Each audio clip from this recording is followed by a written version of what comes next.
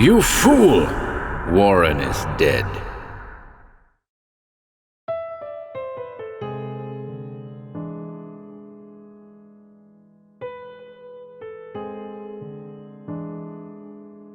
Welcome once again to HorrorBabble.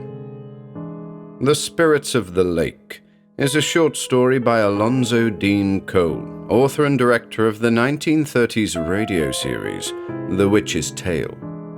The story first appeared in the November 1941 edition of Weird Tales. Was it at the bidding of the old ones that slime, loathsome, hideously green, rose from the lake's dreadful depths? I hope you enjoy this one.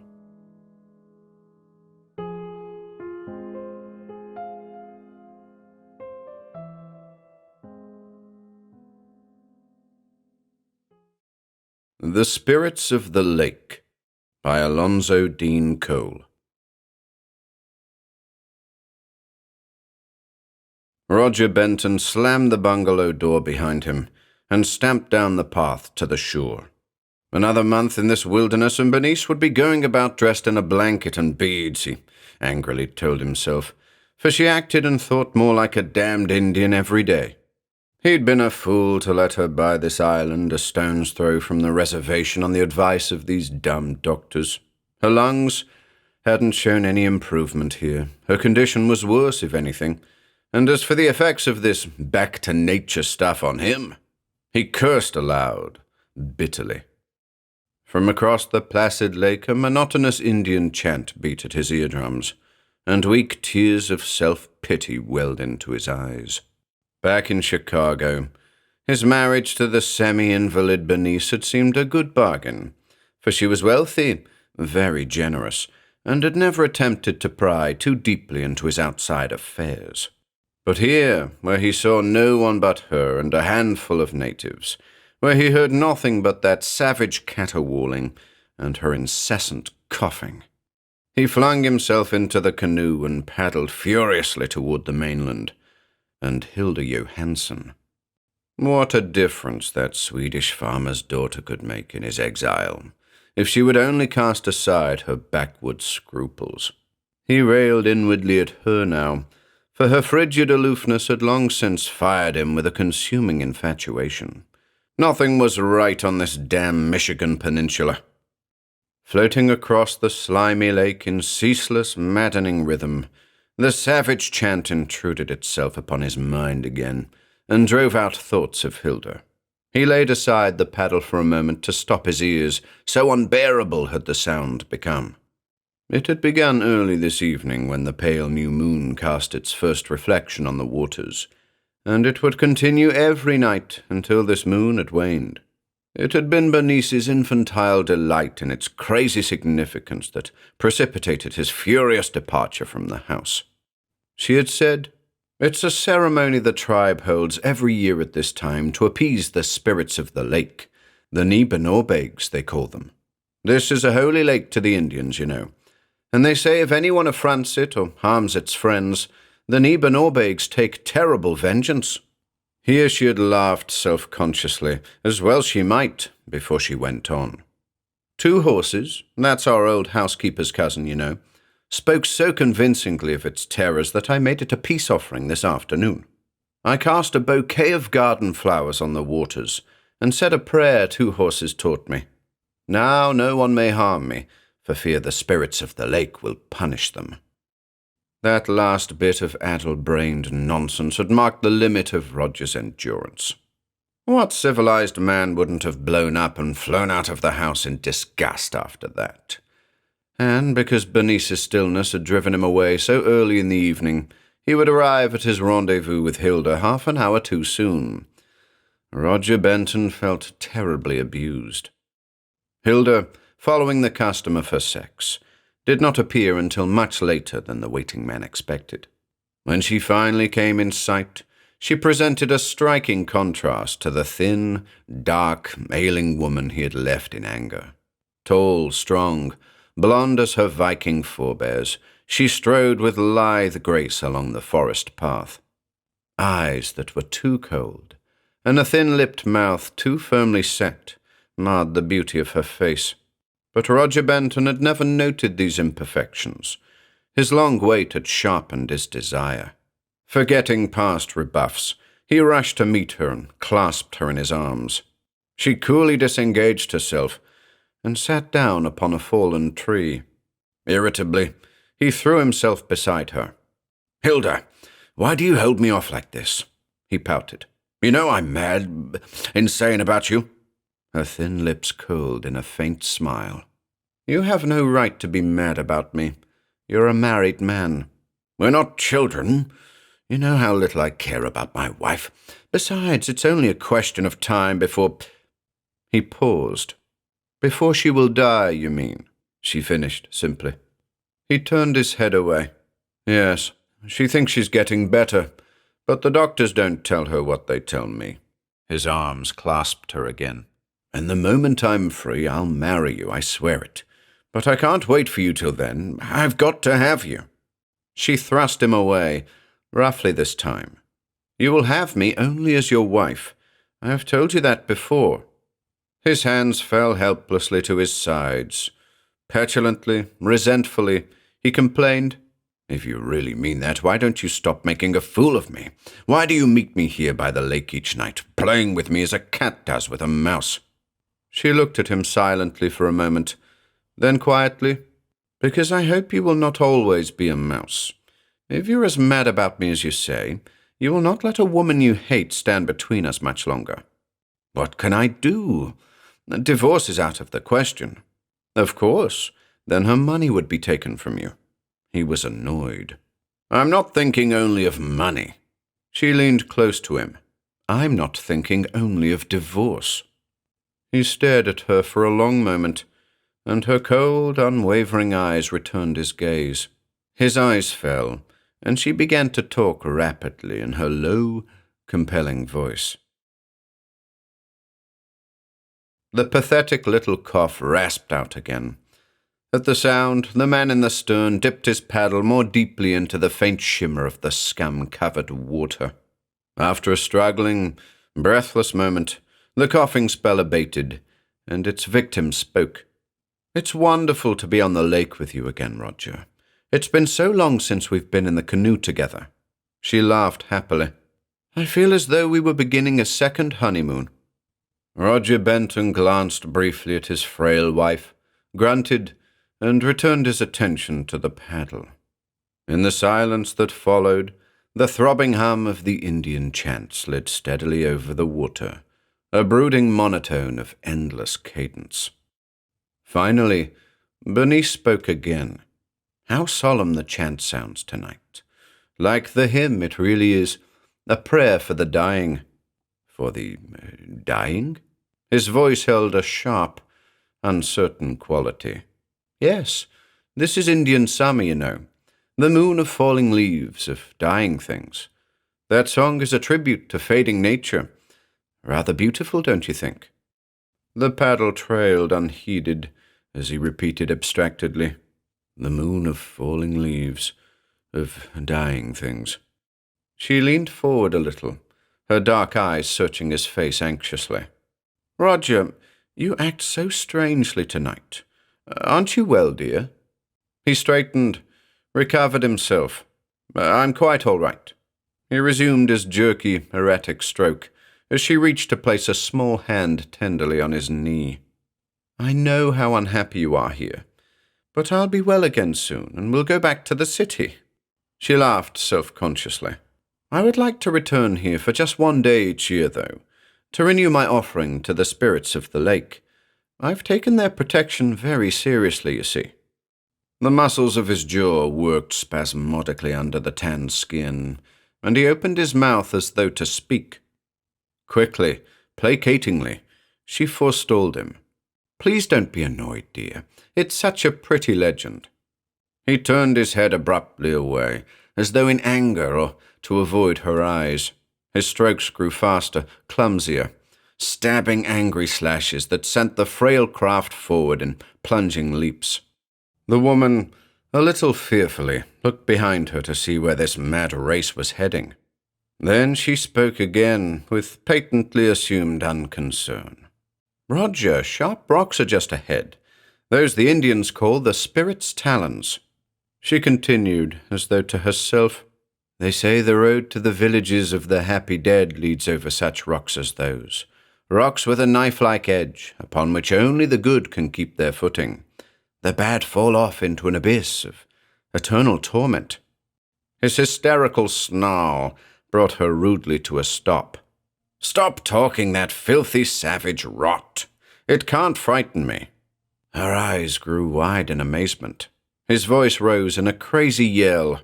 "I'm not afraid of spirits. They can't hurt me, and men will say it was an accident. An accident!" Madly he continued, repeating again and again, "An accident." Her hands mounted in futile gesture to her throat, and she began to cough, gasping, terror-laden words tumbling out between the spasms. "You're making for the rocks on purpose. You know I can't swim. You mean to drown me. Roger, don't. Turn back. Turn back." His voice and stroke beat on. "Accident. Accident." The blood drained from her face. She clawed frantically at the gunwales, tried terribly to scream. With a rending crash, the canoe splintered to matchwood on the razor-edged rocks. Roger Benton swam to shore and fell, sobbing, to the ground. From far away, the savage chant in honor of the moon of falling leaves, of dying things, still rose and fell, but he didn't hear it now. The sound of a canoe ripping upon sharp rocks was repeating over and over inside his mind. He was hearing again the horrible, choking struggles of a drowning woman. He was hearing again the words she'd cried before the waters closed about her, words that would reverberate within his brain forever. "Oh, God, great Gitcha Manitou, spirits of the lake," she'd prayed. "Punish, punish, punish." Up the rough path from the water's edge toiled the grim little cortege Roger Benton had been dreading for a week. He watched the two approaching Indians and their grisly burden from his bedroom window, then steeled his nerves for the inevitable knock upon his door. When it came, he almost screeched his answer. The voice of Nama, the old squaw who Bernice had engaged as housekeeper, replied, "Men of my tribe, they find Mrs." He quavered, "I'll be down." How he managed to descend the stairs to the living room, he didn't know, nor how he forced his rebellious eyes to focus themselves on the horror before him. But he did manage, somehow. His gaze took in the sodden divan on which they'd placed her, huge spots of lake water darkening the upholstery, the dripping figure with gaping mouth and wide eyes staring out of a pulpy mask, the weeds and moss that trailed from the streaming hair to the rug below. And, in a corner of his chaotic mind, a thought intruded that some element was missing from the scene. He searched for it vaguely. It was the brisk little county coroner who, later that day, found it for him. Wagging his head sympathetically as he prepared to leave after completion of his professional duties, "Folks round here were mighty shocked when they heard about your accident on the lake and Mrs. Benton's drowning. Course, we haven't known your wife long, but everyone who met her thought she was a mighty fine lady, the Injuns especially." He paused and looked thoughtfully at the floor. "Funny thing about the slime, ain't it?" Something clicked in Roger Benton's brain. "Slime?" The little man nodded. "You know, the slime that covers the whole lake this time of year. There wasn't none on her. The body should have been covered with it by rights after being over a week in the water. Don't seem natural-like, does it?" He grinned rather sheepishly. "Course I don't hold with what them Injuns says about it." With an effort, the other murmured, "What do they say about it?" "Some heathen stuff about the deceased being a friend of the lake spirits and them saving her from the defilement of the slime." He chuckled. "What stuff them dumb folks do think up." Roger Benton didn't answer. He sat very still, listening to the chant that drummed against his ears through the open window. As he paddled evenly through the water, the copper-skinned boatman rested a stolid gaze upon the back of the cringing figure who sat in the center of his canoe.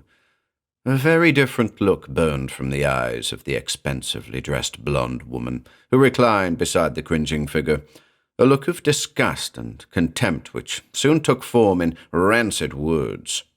"If you could only see yourself," she sneered. "You're white as a sheet and trembling like a frightened dog."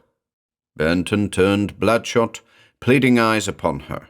"Won't you change your mind, Hilda? Please tell him to take us back." "When we're nearly there?" Her jaw set grimly. "Not much I won't. It's taken me 2 years to get you this far. And now you're going the rest of the way. You won't cheat me any longer out of the pleasure of swelling it over my old neighbors in that swanky island bungalow." He stretched a quivering hand toward her. "Hilda, I'll buy you a nicer place. I'll buy you anything you like if you won't make me go back there." She knocked his hand aside roughly. "You could buy me the most expensive mansion on Fifth Avenue, and it wouldn't give me the kick of living on that island across from Paul's farm where I used to be so poor." A flash of forgotten spirit was in his voice as he leaned toward her, out of earshot of the oarsman. "Haven't you done enough to me already? Have you forgotten the reason you're not poor now is that you made me commit a murder you had planned?" "Shut up, you fool," she hissed through clenched teeth. "And get this through your head once and for all. I planned nothing. I knew nothing. I did nothing. And you or nobody else can prove otherwise." The canoe slid to a stop upon the island shore. "We're here. Get up and help me out," she commanded. For a long moment he remained motionless, glaring at her with a burning hatred.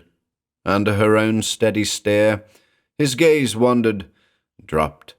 When he raised it again, it was a vacant, hopeless thing. As his wife picked a fastidious way through the shells and weed that covered the shore, old Narma waddled down the hilly path toward them. Hilda peered past her at the coveted bungalow. Satisfied with what she saw, she turned patronizingly to the squaw. "Well, old woman, looks from here like you've taken pretty good care of things." Narma returned an impassive nod, then gazed silently into her eyes. Hilda felt vaguely uncomfortable, and abruptly ordered, "I want you to go back to the mainland with 2 horses." She indicated the Indian who had brought them. "You can help him bring back our baggage." With a grunt, Narma swung herself into the canoe and followed the 2 with her beady eyes as they mounted the path to the house. Roger Benton reached the porch steps, stumbled as he mounted them, and was cursed for his clumsiness. As Hilda opened the door, a sudden swell of sound smote his ears. He raised his head quickly, like a startled animal. The tribesmen had begun their yearly chant across the lake. Hilda chuckled dryly. "You've heard that before. This is the singing season for these fools." "Yes," he muttered. "It's the moon of falling leaves, of dying things." Then he fell groveling at her feet. "I can't go in that house," he sobbed. "I've got to leave this island. I'm afraid here. I'm afraid." She swung the door open, pushed him inside and down on the nearest chair. Then she cursed, sneered, threatened and cajoled until his hysteria had spent itself. When his sobs of unreasoning terror ceased, she thrust a flask of whiskey in his hand and told him, "I'm going to have a look through the house and make sure that squaw's taken care of things. You stay quiet till I come back and," with a sneer, "don't let that conscience of yours get going again." The chant from across the lake beat monotonously against his ears. After a while, he became aware of another sound, a dry little rasping that seemed somehow familiar, native to the place. He found a kind of peace in the strangely wanted sound, until his mind snapped open, and he realized what it was. It was an invalid's rasping cough. His scream brought Hilda down the stairs almost instantly. Voice breaking to treble pitch in his terror, he indicated the closed door that led to the living room. "I heard Bernice coughing. In there." She slammed him back into the chair. "You've got her on your brain, that's all." No, he whispered. I heard her, I tell you." He stiffened, sat upright. Behind that closed door, something had coughed again. Hilda wheeled, a light of bewilderment in her face. "Say, I heard something that time." She strode purposefully to the door. He found her laughing. "Absolutely empty. Not a soul here but ourselves." Then both heard the cough again. He stood as if frozen, she puzzled. "Funny, we both hear it, yet this room is empty." "Oh." Impatiently, she threw off the unaccustomed fear that strove to grip her. "You've got me imagining things now. That's the whole answer." Neither spoke for a full minute. Both stood tense, listening, waiting. Finally, Hilda shivered slightly. "Must be going to rain," she muttered. "Feel how damp it's grown suddenly?" "Yes," he quavered. "Very damp, suddenly." She followed his gaze, riveted to a spot on the floor. "Where did that come from? A minute ago this room was as neat as a pin. What is it?" He mumbled thickly, his hands shaking. "It's slime. Green slime from the bottom of the lake." "That squaw didn't clean." He interrupted her. "It wasn't there a minute ago. You said that yourself. I must have overlooked it." Her voice was wavering, uncertain now. "There's another, and another, right on the divan." "Yes, and there, and there." All over the room began to appear patch after patch of the filthy slime forming silently under their horrified eyes. As they stared, the patch on the divan spread, grew till it almost covered the cushions. He gibbered, pointing a shaking finger at it. "That's where they laid her, after—" She turned on him savagely. "If you don't stop that, I'll brain you. There's a natural explanation for this. Ah!" She broke off, revulsed as she felt the cold spat of the green stuff on her hand. "The room is full of it," he shrieked. "It's from the lake. From the spirits of the lake she prayed to punish me. I knew they would if I came back here." "They have nothing against me. I had nothing to do with—" She was interrupted by a scream of terror. Her eyes followed his, and stark panic fell upon her. On the sodden divan lay a dripping figure with wisps of weed and moss hanging from its matted hair. An instant later, they were racing madly down the wet, crumbling path to the beach and a canoe. From the sky above them, from trees, bushes, even rocks it seemed, sprang the clammy, fetid slime, hurling itself into their faces, raising their gorge with its noxious odor, chilling their hearts with each wet impact. Suddenly, the man stopped short. The woman ran on, screamed back at him to follow. "No," he sobbed. "Not out on that lake. Can't you see that's what it wants? To get us on the water?" Apparently, she did not hear him, for she continued to call on him to follow. She reached the canoe, clambered in, and beckoned to him wildly. All at once, her voice soared frantically higher. She pointed. "Look behind you!" He pivoted, saw the grisly spectre of the drowned Bernice, its dripping arms outstretched. He floundered down the path, fell into the canoe, and grasped the paddle Hilda pressed into his hands. With the strength of despair, he propelled the frail shell into the lake. After a dozen strokes, he turned to glimpse the misty figure standing at the marge, still with arms outstretched. A moment later, the paddle broke. He sat staring at the pieces. Then, "Worms," he mumbled. "It was eaten through by worms from the lake. We're drifting toward the rocks." The woman strove to waken him, to stir him to action. "Do something! We'll be killed!" He shook his head. The canoe wasn't drifting. Some force, powerful, utterly irresistible, was drawing them along. The woman screeched, "The rocks! We're going to strike!" He nodded slowly. A terrible quiet descended upon him, the quiet of the long condemned.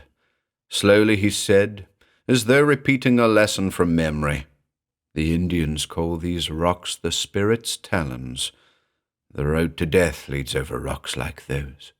Only the good can keep their footing. The bad fall off into an abyss of eternal torment. "They won't harm me," Hilda shouted. "I'm going to swim. Swim to safety." He raised a deterring hand. "It's no use to try. The spirits of the lake will punish, as she said they would." She shook him off, plunged into the foaming water.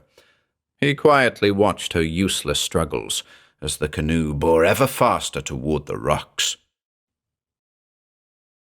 Nama, the old Indian woman, found their bodies days later where the lake had cast them out. The green slime, which had long since disappeared from the surface of the waters, its season past, sheathed Hilda and Roger Benton in its viscous embrace. She looked for a time out of her expressionless dark face at the grisly sight, then waddled heavily away. On the other side of the island that night, she and two horses each flung a handful of late garden flowers on the quiet bosom of the lake.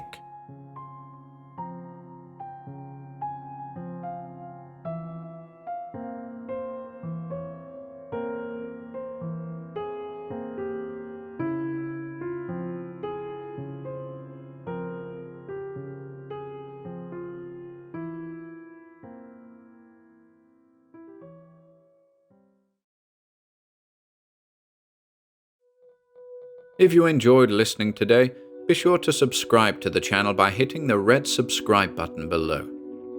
After doing so, click the bell icon next to the subscribe button to receive new content notifications.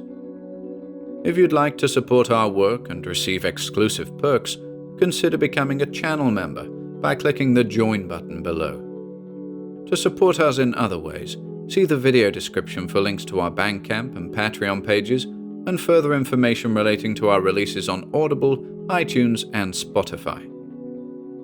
And until next time.